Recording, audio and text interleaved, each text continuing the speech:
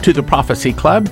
You know, sometimes a topic is so complicated and so deep, you just can't get it across in a broadcast or two. And frankly, you can't even get it across in 2.5 hour DVD.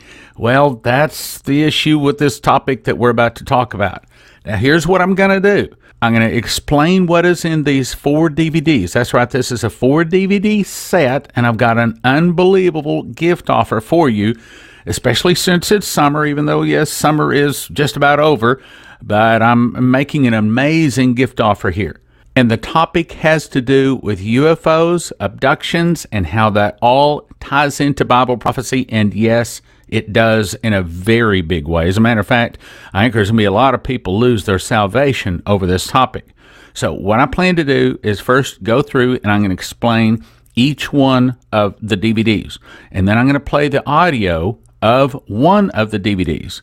And frankly, the one that I was most skeptical about is the one I'm actually going to be playing on the radio, which probably you wouldn't think would be the one that I'd play, the one that most people would raise their eyebrows about, the one that I frankly, I didn't really believe until I really saw the evidence. But once I saw the evidence, I said, oh my goodness. I mean, look, okay, you have done the same thing I've done. We've watched those different TV programs having to do with UFOs and abductions and aliens and the whole topic.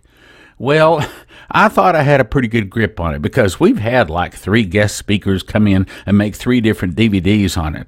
But this guy knew far more, not just a little bit more, but far more than the other 3 combined about it. And this is not something he has researched. This is something he lives. And that's the reason I'm going to strongly recommend you get this DVD set. Now, first of all, let me tell you about the DVDs because I'm only going to briefly talk about it again at the end of the program. So, a guy I'm talking about is Jim Wilhemsen. A couple of months ago, we had him in to make these DVDs, 4 DVDs. Now, get this, 20 years full-time. Okay, this is not a little part-time thing for him. 20 years full-time researching UFOs and abductions. He has, now listen to this, counseled over 100 people that have been abducted. He didn't just go out and interview them or check the evidence. He has to counsel them. I mean, it's like a deliverance, okay? Counsel them and deliver them out from this experience. And sometimes it's just not one experience. Sometimes it has been a lifelong string of these abductions with these people. And I'm going to be frank with you. I mean, it blew my lid off. This guy said some things that I had never heard before, really deep. And this guy knows his Bible, I'm going to say, as well, if not better than I do. I mean, he was quoting scriptures left and right just off the top of his head, and he was tying it all to the Bible, brothers and sisters. This is not foolishness. This is a very, very serious topic. Again, it's probably going to cost a lot of Christians their salvation. 4 years he lived in Roswell. Wasn't just a job. It was research. It was a lifestyle. Wrote a whole book called Beyond Science Fiction. He does radio and TV interviews all over, and I picked him up because he had been a guest on another person's DVD that I saw. And I thought, man, this guy really has some depth into this. Well, you should have, again, watch the DVDs. 4 DVDs. This guy poured his heart out. Every one of them, 2.5 hours, chocked full of information. The 4 DVDs with their bullet points are as follows. America's Destiny, Tribe of Dan and 3 Frogs. Now, frankly, that is the background. That's the starting place. Everybody's got to have this to understand the rest of it. Bullet points, understanding biblical terms for America, a kingdom removed, a scepter change, the tribe of Dan and America. All about the 3 frogs of Revelation 16. Frog 1, how it destroys the other 2 frogs. A history, America becomes Babylon. UFOs and the cosmic Christ. Then, and frankly at this point I'm thinking, okay, yeah, I got it. Okay, I mean, I'm familiar with all that stuff.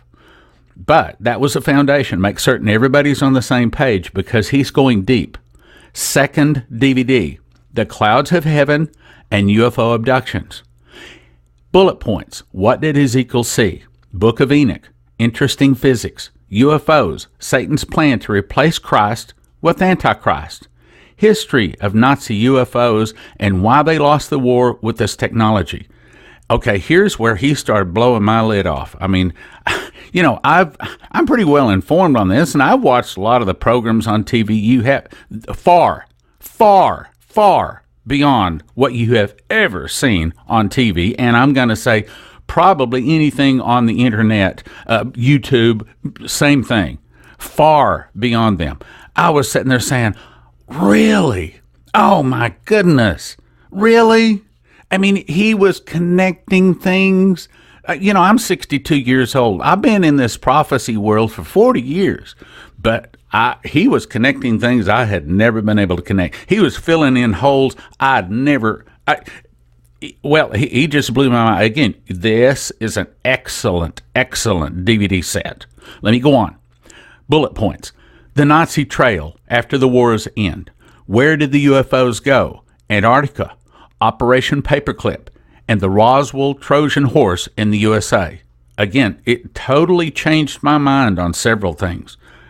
I have to say, I had one of those things where, like my mind, I could feel my mind twisting inside of my skull as he's going through this, because way beyond and much more factual. And as he says this, you say, oh, well, that makes sense. Of course. Why didn't I say? But see, I had never heard it before. And that's the way it's going to be with these 4 DVDs. Your eyebrows are going to go up watching these. Let me go on. Alien abduction and how to defend yourself from them and terminate them in progress. Yep, that's right. And believe it or not, there's 12 million people out there that have been abducted. It's getting to where it's a fairly common experience, and it really messes somebody up. It tears them apart when this thing happened. All right, let me go on bullet points. The reason for abductions, safety and knowledge, and now that you know, what should you do? That's the first 2 DVDs. Then the next one, we hadn't even got to the big one yet. Biblical time travel, a new meaning to the end times. Bullet points. Parallel dimensions. God is in control of time. Time travel is possible.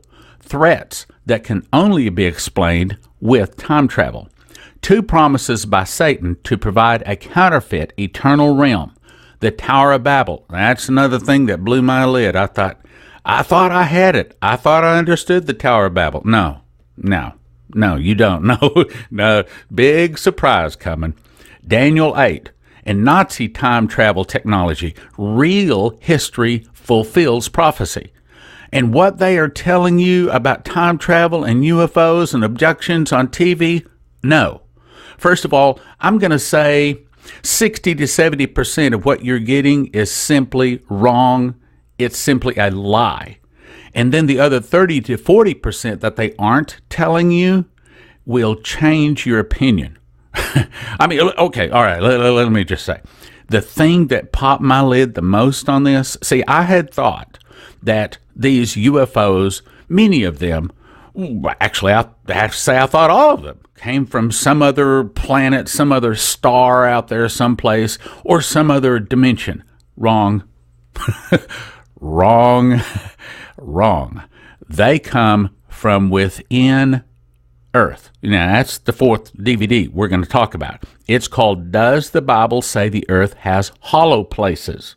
See, I thought that somebody had to have a hole in their head to believe, okay, come on. How can there be a hollow place in the earth? It's too heavy. You've got mountains. It's impossible. Look, there's so much gravitation pull. I'm just not even going to accept that. Anybody that believes that there's hollow places in the earth, they got a hollow place in their own head.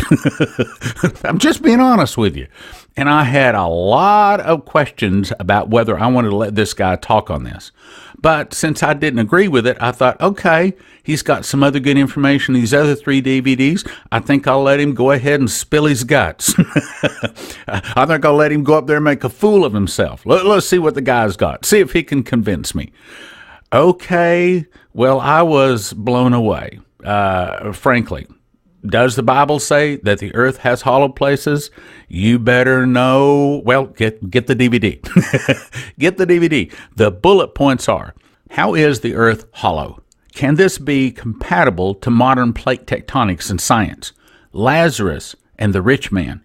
Where was Cain sent? Where is paradise and Eden related to Abraham's bosom? Levels and groups of residents. Where did Jesus go after his death? Where did demons live and how did they get there? How does CERN, the Devil's Triangle, and Dragon Sea relate? How does the Nazi expedition and claim of an alliance made with, quote, pure Aryans play into this? As I said, this is deep stuff. And if you think you know, you're about to be surprised. And if you have not ever researched any of this other than just a few movies or something like that you've caught on TV, then you're gonna. But it'll totally catch you up. Okay. Again, he starts at zero. The first DVD, if you're well informed, you go, yeah, I got it. And then hang on. It's like getting on one of those buck and bronco, those mechanical bulls. It is a ride I think you will enjoy. 4 DVDs valued at $160, and we're making a fantastic gift offer right now. For the next 10 days, you can get it for a gift of just $60. That's right, gift of just $60. Here's how you get it. Go to prophecyclub.com, and you want to order the Jim Wilhemsen gift offer. Or you can call us, 785-266-1112. I know you already got it stored in your cell phone. Grab your cell phone. I'll give it to you again, 785-266-1112. It's called the Jim Wilhemsen gift offer, 785-266-1112. Now I'm going to go on over and take you right into a Prophecy Club meeting so you can hear the audio of the DVD of Does the Bible Say the Earth Has Hollow Places? Now, I'm jumping right into the more advanced stuff. But again, and I don't know that I'll get all the way through this DVD, but I think you will be very impressed. prophecyclub.com or 785-266-1112. Jim Wilhemsen. Well, in the last few days, I've shared some missing elements that pertain to Bible prophecy, and this last one promises to be probably the weirdest of all. I warned you that everything was going to be layered and we were going to get stranger and stranger as we go on. This is going to be the strangest. Why do we need to know or understand that there's a hollow earth, or that there's hollow places, or however you want to say it? It is one of the missing keys to identify some prophecies, how they're going to be fulfilled and where they're going to be fulfilled from. It also exposes some of the occult mind and the mystery of iniquity of Isaiah 14th chapter. It also confirms CERN's ability to end time and how it's going to be done because of a hollow earth. You'll see how all of Bible prophecy will be faked out before the real events happen. In other words, people are expecting certain things to happen that aren't necessarily going to be prophetic on the time scale. But if you want a pre-tribulation rapture, Satan's going to give you one. You want little buggy-looking crazy things coming out of a bottomless pit? We've got the technology to probably make that, but it has absolutely nothing to do with real Bible prophecy. So that's what we're going to be talking about tonight, is how this central figure idea of a hollow earth plays into everything and how it fits in a lot of missing gaps to our understanding in prophecy. It will also explain the giants, their return, and how that is accomplished, understanding a hollow earth. Now, one thing that I hope you can begin to understand is that the God of this world is going to blind the eyes of them that believe not. Now we're talking about the gospel. You know what? His job also is to keep us blind from certain truths that he doesn't want us to know, because it does fulfill and bring a lot of connecting elements together about end-time prophecy. So he's going to work hard to keep Christians away from understanding certain things, one of them being the hollow earth. But at the same time, he's going to tell his people the truths. So I'm not giving credibility to what they believe, but there's a truth sandwiched into a wrong premise and a wrong conclusion. And when we can understand that, we can understand that shamefully the occult and the New Age have a deeper understanding of a hollow earth and how it interplays with things than we even are clueless about. So tonight, that's where we're going to adjust ourselves and relearn some of these things. What I find interesting is that when we're talking about evolution, we immediately side with the fact that God created all things. And we understand that the scientists tell us that we came from a monkey. It's funny that, we can see how the scientists have corrupted information, how they deny reality, how they push things and manipulate things crazily to be able to prove that we're a monkey's uncle. Of course, we know that it's all baloney. But I find it even more incredible that when I mention the earth, the Bible says the earth is hollow. Then everybody defaults back to, oh no, that science has approved, that can't be, that can't exist. Look, guys, we're dealing with the same corrupted people that are trying to prevent us from knowing certain things. So that's what we got to really understand, because the Bible really does say that there's a whole lot of hollow activity going on and a lot of things going in there and a lot of people living there, a lot of bad things, no, all bad things. I first heard a story on the internet that there was a last bastion of Nazis that had escaped Nazi Germany and set up a base at 211 on the Antarctic, and they found an opening to a hollow earth. Quite frankly, I rolled on the floor and laughed because I was doing what everybody does. I had a little bit of science in college, that solidly told me that Earth was solid. So I'm sitting here laughing, hysterical. I'm going, this is the most ridiculous thing I think I've ever heard. At the same time, my son comes up to me. He's 12 years old. He's 33 right now, but he's 12 years old. And he says, Dad, can we do a Bible study together? Because he saw me on my computer, and I can geek out, and we do all kinds of stuff on the computer. And I said, yeah, sure, son. And he says, on hell? And I'm going, God, I'm thinking in my mind, I'm still having a nice, happy smile, for my kid. I want to encourage him to get into the Word. But I'm thinking, geez, Pete's on hell? Can't you think of anything more upbeat than that? But I said, okay, son, we'll do one on hell.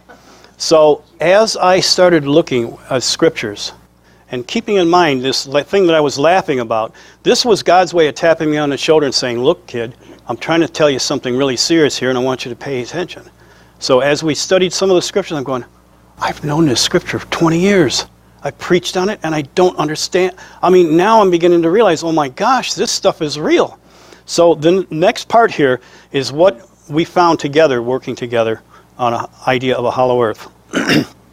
First, I found out that we're not the only ones that believe that there are some reputable scientists. John Lampert, Hollow Earth, he's written a book, Hollow Earth, Hollow Planets, and he's saying that it actually may be a natural formation for all planets that have an inner and outer, balancing out gravity and everything. There's actually an explanation for it. It even includes the idea of plate tectonics can still fit with the idea of a hollow earth. Dr. John Coleman, editor of World Intelligence Review, came out with a book, and then of course Dr. Raymond Bernard, who is a geophysicist, came out with a book. I bought it in 1964, and that story's coming up. And then Don Finlay, geologist and author of A Plate Tectonics and Expanding Earth. So he's the one that explains how everything as far as plate tectonics can accommodate the idea of a hollow earth. The last Fukushima earthquake, the United States Geological Survey admitted that the earth rang like a bell. Now, okay, what does that mean? A bell has to be hollow in order for it to ring. So the other interesting things about a hollow earth is that there is a no-fly zone over both poles. You can't fly over it. There's allegedly been Skylab and Spacelab photographs over the northern hemisphere. There's a big old hollow gap in the earth, right in the center. All the nations of the world that can afford to have some kind of presence are camped round about the South Pole and the North Pole. Why? There's a bunch of snow and penguins there. What's the deal, man? So, there's a lot of clear indications that our world, the powers that be, have some kind of more understanding than what we have ever been told about the poles. A hollow earth was actually taken serious in earlier times. Sir Isaac Newton and Edmund Halley, the comet guy, they got together and they were saying, for the anomalous fluctuations in magnetism and everything, it has to be that the earth is some kind of hollow. So they looked at it as concentric cones, with hollow, thick, hollow, laminated kind of a thing. I don't think that's what the Bible teaches, but the fact is that they entertain the idea that based on magnetism, it might be hollow. It was so serious taken in the United States. There's a John Sims who wrote one of the first books on the hollow earth, and he based some of his information based on the Bible. And it was taken so serious that Congress had decided under John Adams to approve funds in 1823 for an expedition. And also, the Smithsonian Institute was created for the very purpose of containing whatever they were going to find from a hollow earth. So, you know, they took it serious, and they got most of their understandings from the Bible as to where they're going, why they're going, and how they're going. Now, unfortunately, Charlie, I don't know, he wasn't quite with it. They had 4 ships. One of them got embedded in the ice. Everybody was lost. They died. So of all things, now he was told to go to the Antarctic and see what's there.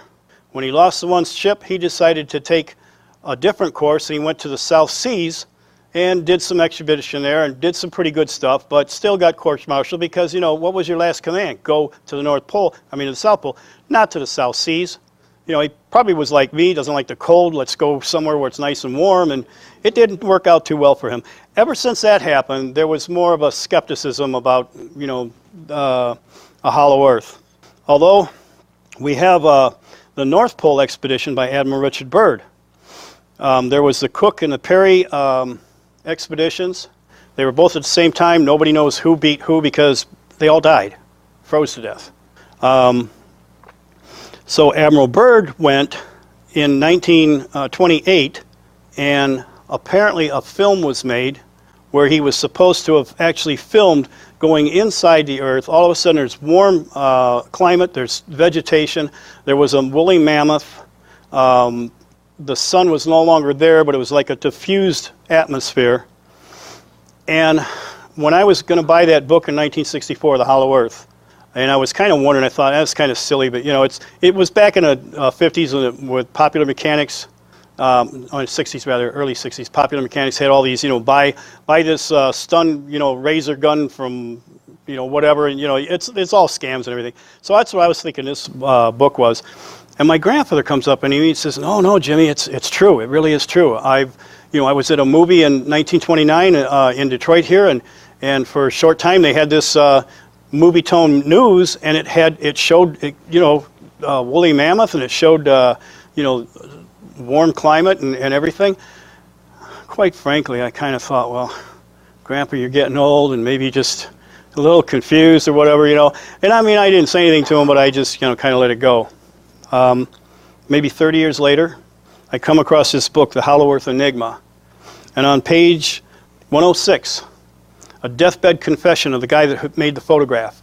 And he said this actually was made, it was produced, it was put on the air for about 2 or 3 days and then taken off. And he was signing a deathbed confession that I took those photographs, I took the movies, we were there, and the earth is hollow. And he went inside. So, for me, it was very personal, because after what my grandfather had told me, my gosh, he had seen this. He told me everything that this book was saying was true. So that was kind of interesting on my part. Now, here I'm going to tell you about a guy that is just, this guy was out there. He had Dr. C.R. Teed Koresh. Now, he was actually a very intelligent guy, very diversified. He was a doctor, literal doctor. He was an alchemist, dabbled into a lot of different things. He actually started a cult called the Koreshianity, and he mixed all kinds of weird stuff. I only include him because this quote here is just too weird, and by the end of my talk, you're going to see why I quoted it. He says, "We are now approaching a great biological conflagration. Thousands of people will dematerialize through a biological electromagnetic vibration." What does that kind of sound like to you? This will be brought about through the direction of one mind, the only one that has knowledge of the law of this bioalchemical transmutation.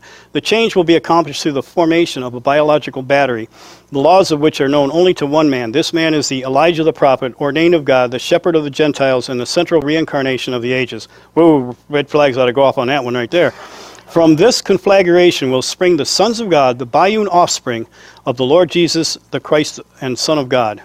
Is he God the Son? No, I'll bet you don't think that. Now, here's a few books that actually changed history. It made a major impact on history that you probably never heard of. Published in 1908 by Willis George Emerson. This book accounts of a trip that an Olaf Jensen made back maybe at the turn of the century, about 1880 sometime. Now, he went into this hollow earth in the North Pole, and he said he saw 12-inch tall human residents, Caucasians, and they lived in an inner place where there was like a smoky sun. And they lived in a place, now he dwelt with them for 2 years, he says. And they dwelt in what used to be the Garden of Eden. So, okay, that sounds pretty weird, but you know what? There were people later on in history that took this as being a truth, not just a fictional story. All cultures have this idea of an inner Eden-like place. It's called Agharta, Valhalla, Shangri-La, Shambhala, Belovita, and Ultima Thule. These are all different cultural names for the same kind of place. So this isn't something that is only known by a little group. This is pretty much a worldwide account of this hollow earth.